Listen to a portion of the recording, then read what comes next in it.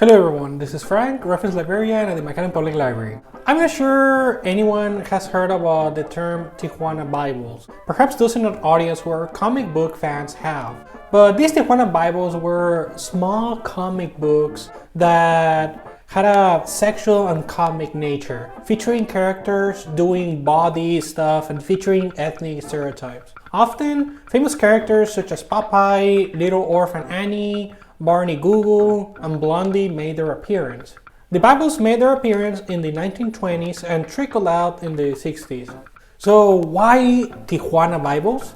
This is based on the spurious belief that the comics were created in Tijuana, in Mexico, and smuggled across the border. Many of the older Bibles had phony company names such as Tabasco Publishing Co. or La France Publishing.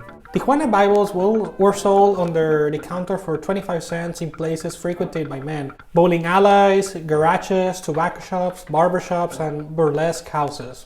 Why were they sold under the counter? Back in those days, obscenity was more heavily enforced. In 1926, in a city named Terre Haute in Indiana, a number of Tijuana Bibles was discovered in a high school student's locker.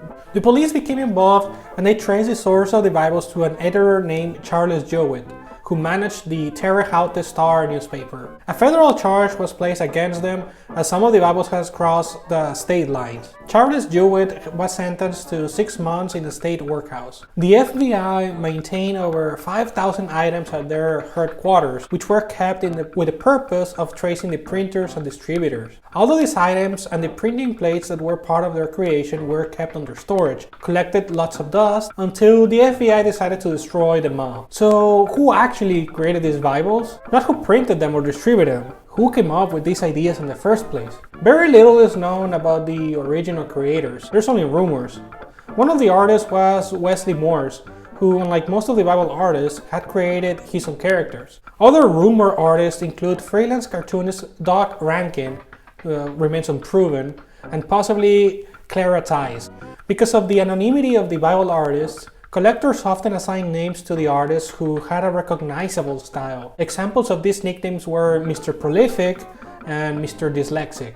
If you want to get a feel of Tijuana Bibles, the vibe, I suggest you check out the Book of Genesis Illustrated by Robert Crumb.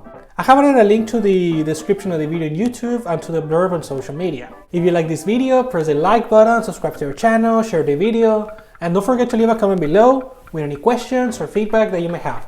This is Frank, and I wish everyone a wonderful day. Ad lucem.